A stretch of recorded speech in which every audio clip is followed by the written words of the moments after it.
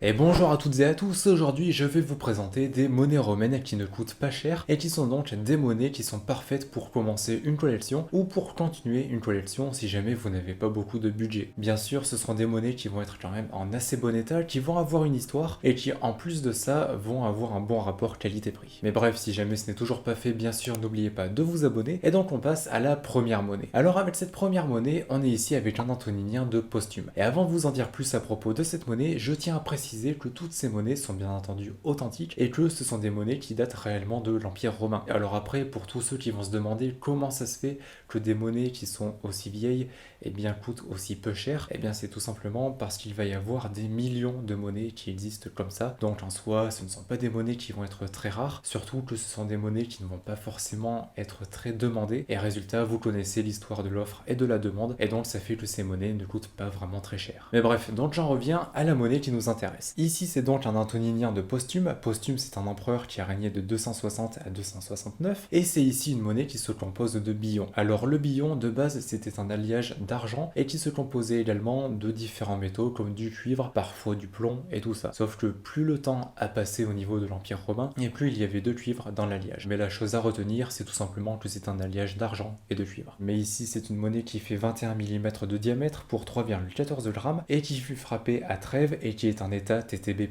Pour la description, sur l'avers vous pouvez voir le buste radié de Posthume, et sur le revers vous pouvez voir la Pax debout, donc la paix, brandissant une branche d'olivier de la main droite et tenant un sceptre transversal de la gauche. Donc là, le gros avantage de cette monnaie, c'est bien sûr qu'elle est en bon état. En plus de ça, l'histoire de Posthume est quand même assez intéressante, et donc pour cette monnaie, il faudra compter 17 euros. Pour cette deuxième monnaie, on est ici avec un Folis de Licinius Ier. Alors c'est une monnaie qui date donc du règne de Licinius Ier, ce dernier a régné de 308 à 324 après Jésus-Christ, et donc si jamais vous aimez un petit peu l'histoire, c'est vraiment une monnaie qui va vous correspondre parce que Licinius Ier, déjà il a été au pouvoir pendant de nombreuses années, mais en plus de ça, il a été au pouvoir pendant la période de la tétrarchie, et la tétrarchie, autant dire que c'était quand même un petit peu le bazar à l'époque. Donc si jamais vous souhaitez en savoir plus, n'hésitez pas à vous renseigner, ou également j'avais fait une vidéo, je vous la mettrai juste ici. Mais donc pour en revenir à cette monnaie, c'est une monnaie qui se compose de cuivre et qui fait 20 mm de diamètre pour 3,67 grammes. Également, elle a été frappée à Rome et est classée en état TTB-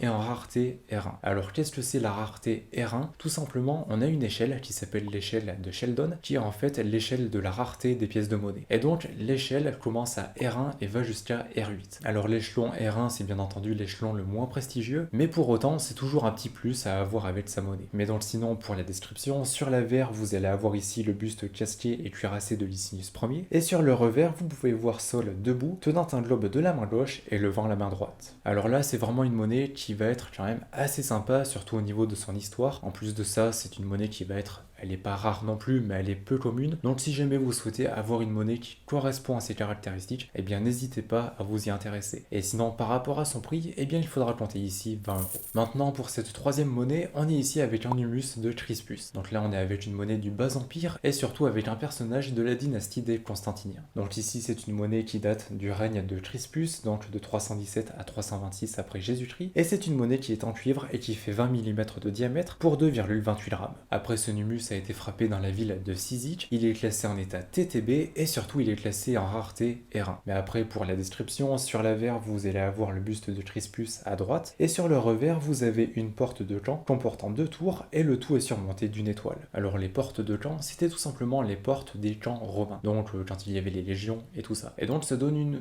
belle représentation, je trouve, d'un monument, entre guillemets bien entendu, d'un monument qui a existé à l'époque. Donc c'est pour ça j'aime beaucoup ces pièces de monnaie, avec ces revers-là, c'est des monnaies je trouve qui sont juste magnifiques. Mais bref, après par rapport au prix de cette monnaie, il faudra compter ici 20 euros. Maintenant, pour cette quatrième monnaie, on va s'intéresser une nouvelle fois à une monnaie de la dynastie des Constantiniens, puisqu'on est ici avec un humus de Constantin Ier le Grand. Et justement, Constantin Ier, c'est le fondateur de cette dynastie. Donc ici c'est une monnaie qui date bien entendu de son règne, donc il a régné de 306 à 337, et ici c'est une monnaie qui est en cuivre et qui fait 20 mm pour 3,09 grammes. Après, c'est une monnaie qui a été frappée à Trèves et qui est classée en état TTB+.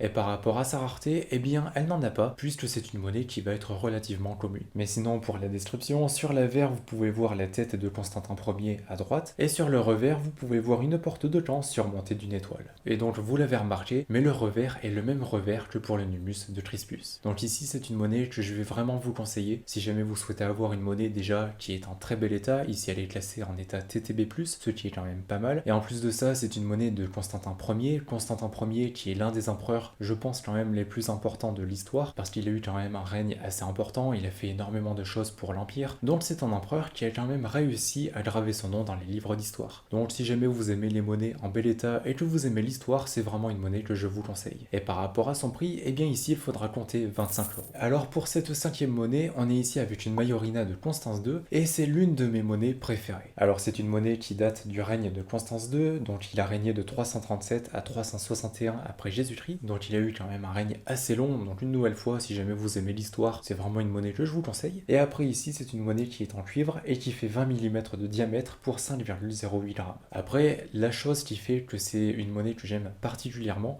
eh bien ça va être tout simplement son revers. Alors justement, par rapport à sa description, sur l'avers, vous pouvez voir le buste drapé et diadémé de Constance II, et sur le revers, vous pouvez voir un soldat debout, tenant un bouclier de la main gauche et enfonçant de sa main droite une haste dans un cavalier tombé au sol. Également, sous le cavalier, on peut apercevoir son cheval. Alors oui, c'est une scène qui va être entre guillemets violente, mais pour autant, c'est une scène de combat, et c'est assez rare, je trouve, d'avoir des représentations comme ça sur les pièces de monnaie. Donc je trouve ça quand même très intéressant, surtout que ça montre une scène de combat, c'est quelque chose assez commun pour l'Empire romain, et donc c'est un revers qui est très représentatif de l'Empire romain. Mais donc après, pour l'atelier de frappe de cette monnaie et pour son état, c'est une monnaie qui a été frappée à Antioche et qui est classée en état TB+.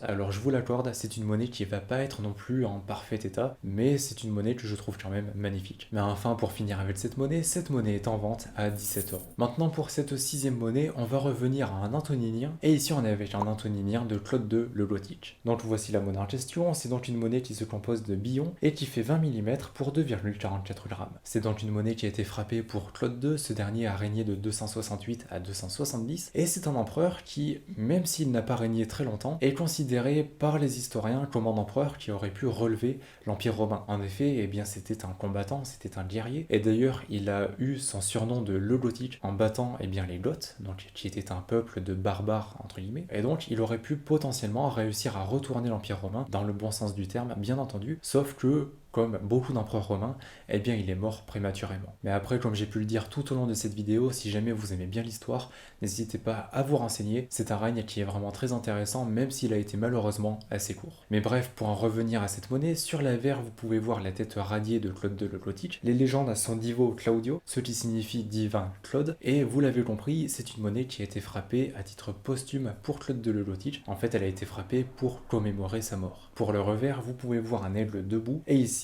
les légendes sont consécratio, ce qui signifie tout simplement consécration. Et enfin, donc par rapport à son état, c'est une monnaie qui est classée en état TTB-.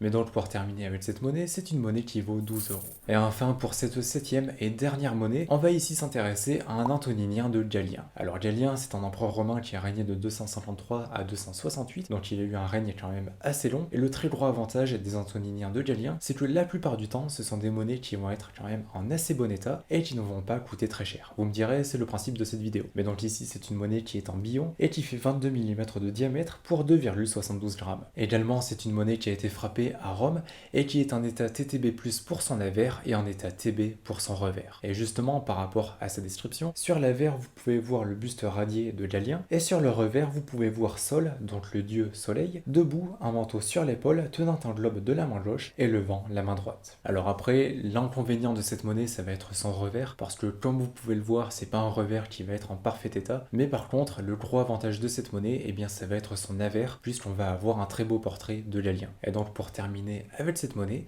eh bien c'est une monnaie qui coûte 13 euros. Mais donc voilà pour cette vidéo, j'espère que ça vous aura aidé si jamais vous souhaitez commencer une collection de pièces de monnaie ou si jamais vous souhaitez la continuer et que vous n'avez pas beaucoup de budget. J'espère que vous aurez donc des idées en plus. Si jamais je devais vous conseiller qu'une seule pièce de monnaie dans cette vidéo, je partirais soit sur le Numus de Constantin Ier, soit sur la Majorina de Constance II. C'est à mon avis les monnaies qui vont être les plus intéressantes entre leur histoire, leur prix et les caractéristiques de la pièce. Mais après, si jamais vous souhaitez en savoir plus, toutes ces monnaies sont en vente sur ma boutique empiredesmonnaies.fr, donc je vous mettrai dans la description tous les liens de ces monnaies. Également, vous retrouverez sur ma boutique des centaines d'autres monnaies en vente. Il y a actuellement plus de 800 monnaies romaines en vente. Vous avez des monnaies royales, des grecques, des féodales, etc. Il y en a vraiment pour tous les goûts et pour tous les budgets. Donc si jamais ça vous intéresse, c'est le premier lien sous la vidéo. Également, n'oubliez pas de liker, de vous abonner et d'activer d'activer la cloche de notification. Et puis si jamais vous êtes encore là, et bien déjà merci beaucoup, et puis marquez monnaie romaine dans les commentaires. D'ici là, je vous souhaite une bonne journée ou une bonne soirée, prenez soin de vous et de vos proches, et puis on se retrouve dans une prochaine vidéo. Allez, salut!